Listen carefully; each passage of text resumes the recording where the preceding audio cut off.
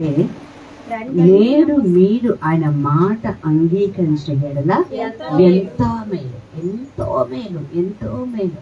ఎవరి మాట అంగీకరించిన ఎడలంటే దేవుడి మాట అంగీకరిస్తే చాలట ఎంతో మేలు అని దేవుడు మనకి చెప్తున్నాడు.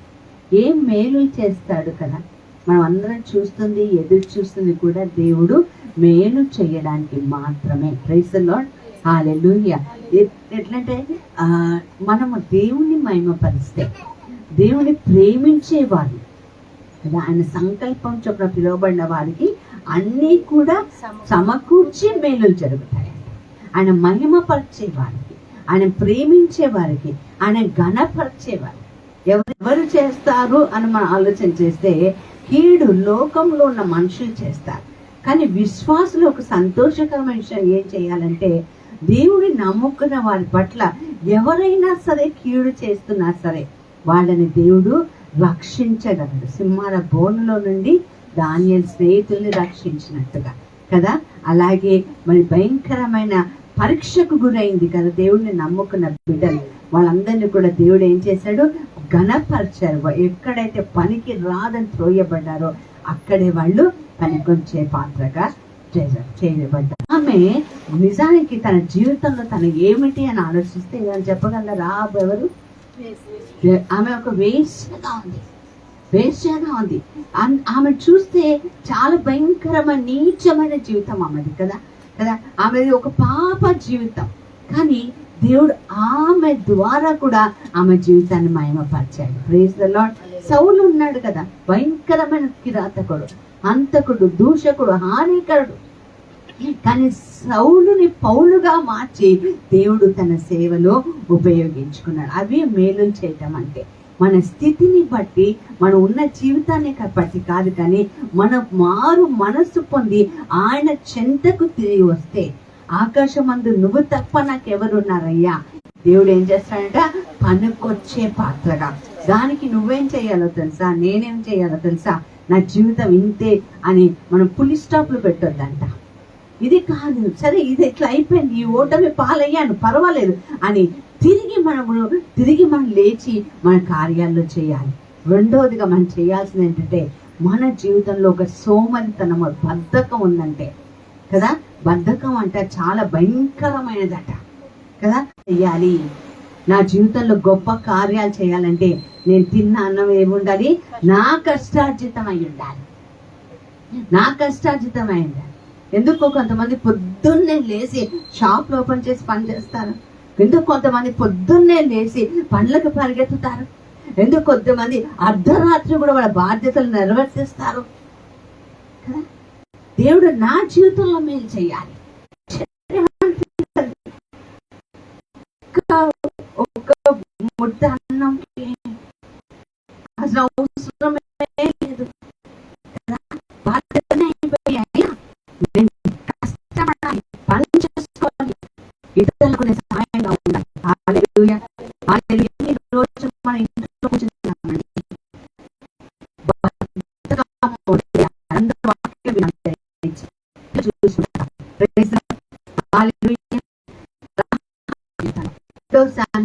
గ్రంథం 12వ అధ్యాయం 2వ వచనం దావీదు గురించి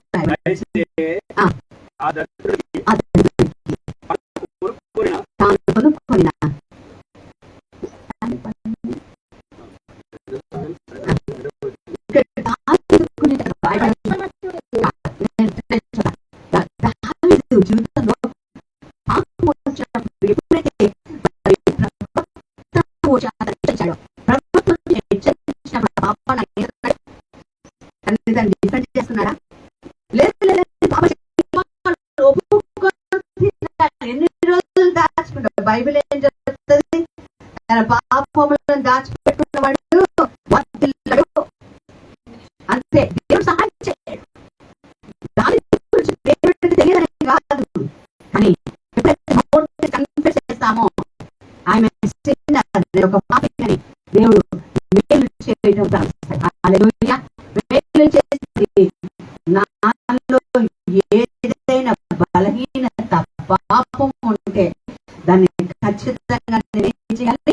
తీసివేయాలి. తీసివేయాలి. ఎవరు చూడటానికి దేవుడు చెప్పాడు, కన్ను కలిగితే వాడు చూడకుండా, చూడగలిగితే వాడు వినకుండా ఉంటాడా? కన్నుల సూర్యుడి కంటే 10,000 రెట్లు కాంతివంతమైన మనం చేసే ప్రతి ఒక్కటి కూడా దేవుడు చూస్తాడు. ఆయన చూసినప్పుడు మనకి మేలు చేయడము కష్టం. కాబట్టి ఈ రోజు నా జీవితం ఏది బలహీనత, ఎక్కడ నేను సరి చేసుకోవాలి, అక్కడ నేను సరి చేసుకోగలిగితే నా జీవితం నేను మనం ఆయన మాట వినగలరా? ఆయన మాట విని మన జీవితాన్ని సరి చేసుకుంటారు. సరి చేసుకుంటారా? చెప్పాలి గట్టిగా. సరి చేసుకున్న జీవితాన్ని మేలు పొందాలి. సరి చేసుకునే పిల్లలు వాళ్ళు ఏమయ్యారంట? అసలు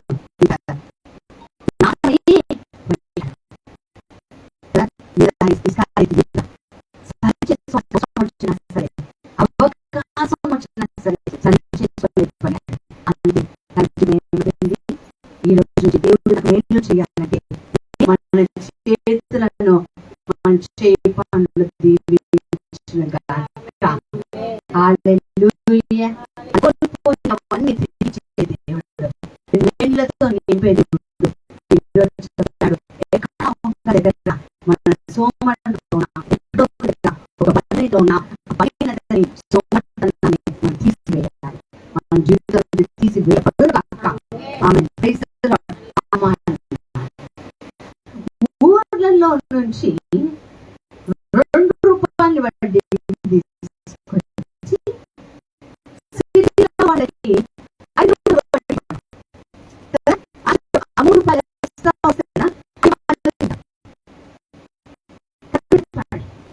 ఆశ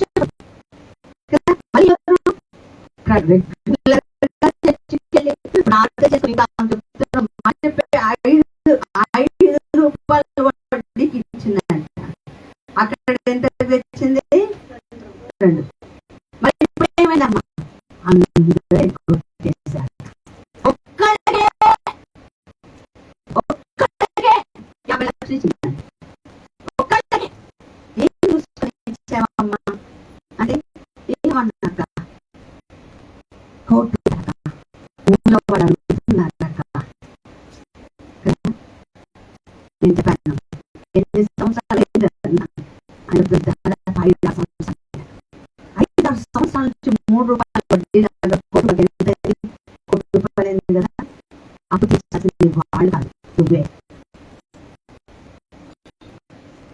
దేవుడికి వెళ్ళి లోకంగా చేసే మనుషులది. మన జాగ్రత్త, మన భద్రత ఎక్కడ ఉంటుంది? ఆయన మన అండ, మన దండ, మన కొండ అయి ఉన్నాడు. అధిక వడ్డీ చేసుకున్నట్ట. 1కి 4 రూపాయలు, 1కి 5 కదా.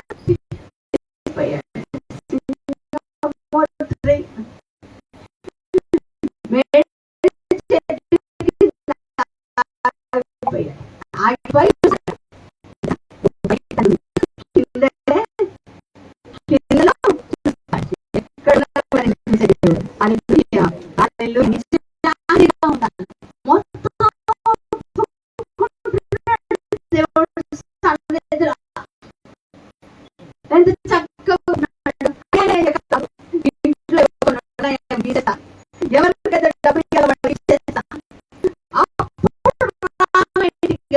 శుభ్రంగా ఉంటారు. ఎందుకంటే శుభ్రత కోరుకునే దేవుడు జీవితాన్ని దేవుడు మార్చేస్తాడు. దేవుడు మార్చుకునే కాక నా జీవితాన్ని దేవుడు మార్చుకునే కాక. ఆమె దేవుడు జీవితాన్ని మార్చాలి. నింపుతాడు. మనం చేయాల్సిన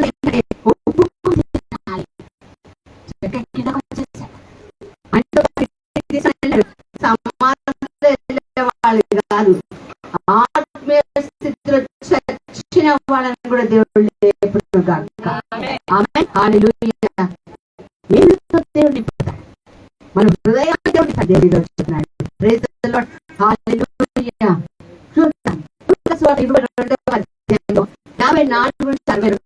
అనే కథ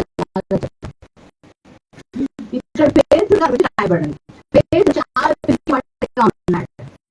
పేతురు మరి ఇక్కడ ఒకప్పుడు బలహీనంగా ఉన్న పేతురు, ఒకప్పుడు వంకిన పేతురు, ఒకప్పుడు పాపంలో పేతురు దేవుడు మేలు చేయడం ప్రారంభించాడు.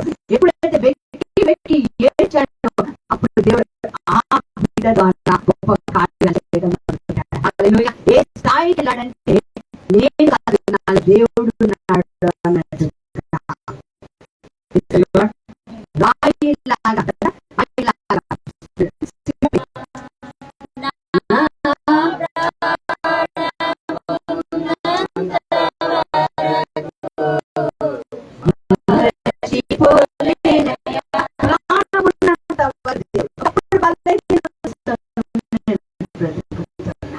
కదా. ఒక్క స్త్రీ అండి 7 దయ్యాలంట.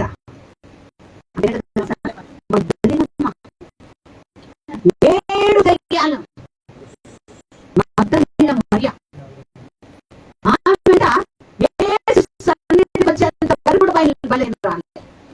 యేసు సన్నిధికి వచ్చేవారు పాపి దయ్యాలతో నింపబడింది. ఒక మనిషికి ఒక్క దయ్యం పడితేనే పట్టుకోవడం కష్టం కదా. 7 దయ్యాలంట. అంటే ఎంత ధైర్యం పెట్టాలి జీవితం. అంటే ఆమె శరీరం అధికారంలో లేదు. ఆమె మనసు ఎంత గొప్ప చేయబోతున్నాడో ఈరోజు ఎందుకో చెప్తున్నా. పొద్దున్న నుంచి దేవుడు నాతో మాట్లాడమాట. మీ చేతులు చేయ పనులు మీరు విధుతారు దేవుడు నా మార్కు 10:24 మానవులకు అసాధ్యం కానీ దేవుడికి అసాధ్యమే కాదు. దేవుడికి సమస్తము సాధ్యమని అయితే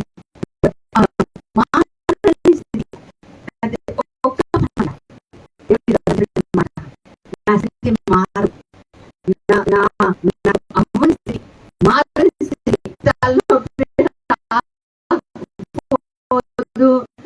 ఈ పరిస్థితి మారదు, ఈ స్థితి మారదు. ఇలాంటి పిచ్చి మాట్లాడితే అదే స్థితిలో ఎలా నోటి నుంచి మాట్లాడాలంట.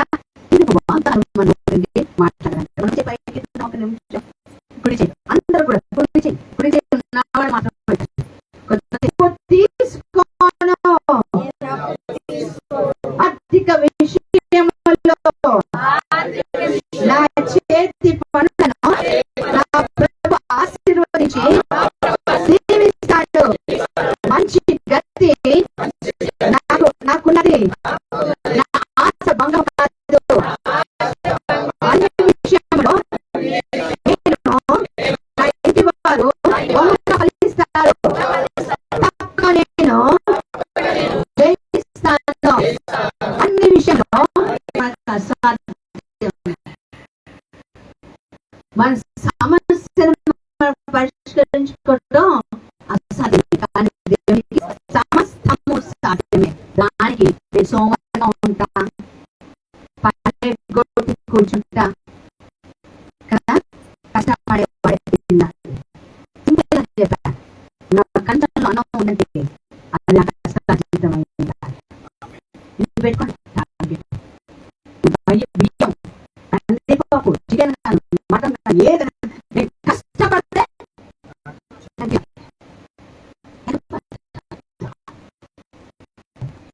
ఈరోజు అవకాశం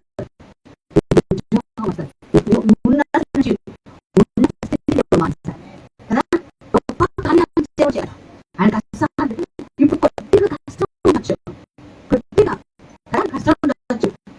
నువ్వు దేవునికి అనుకూలంగా ఆయన మాట పలుకుతూ ఉంటే, ఆయన మాట అంగీకరిస్తే అయ్యా మేము చేయ ప్రతి పనిలో తోడుగా ఉండండి.